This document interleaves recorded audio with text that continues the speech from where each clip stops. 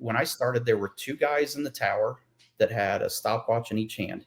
2 guys, a total of 4 stopwatches to sit there and time 43 cars on pit road for pit road speeding. Correct?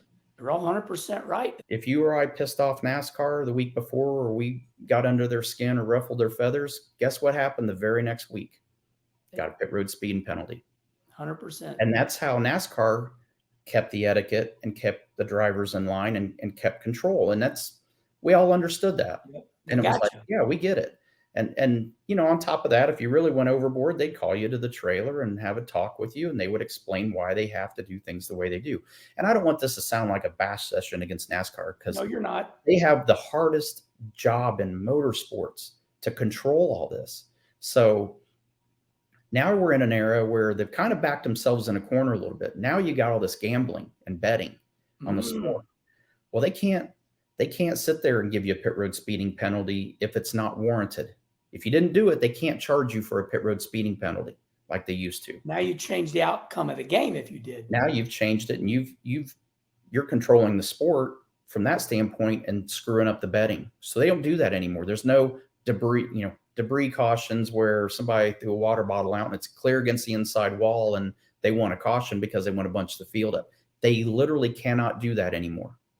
Yeah. So now if you're NASCAR, how do you control everything afterwards? And how do you control when Kevin Harvick's mad and he's talking about the cars are unsafe and they're talking about this procedure screwed up and that? How does NASCAR then keep these guys under control? They take their cars back to the shop. And they find it. They tear it down, just like you said, my house. They tear it down until they find something they don't like. And every car is going to have something that they can find. So that's their way of controlling it. Yeah. So with that, again, it's again why it's like the inspection process and this and that. Man, the disco room and the lasers and all that to scan it, the technology involved in that and how good a job NASCAR has done to control that is amazing. It's phenomenal. The Hawkeye system, they had to figure all that out and figure out how to control all this. NASCAR's done an amazing job from that standpoint. But I agree with you. To sit there and be upset because somebody said something, the Denny Hamlin case is a perfect example. He gets on his podcast a day or two later and says what he says. Well, what's the statute of limitations? Yeah. 2 years ago, a year from now? Years ago, I wrecked Denny Hamlin on purpose. Well, what are you going to do? Take the win away now? I mean, what do you do? What?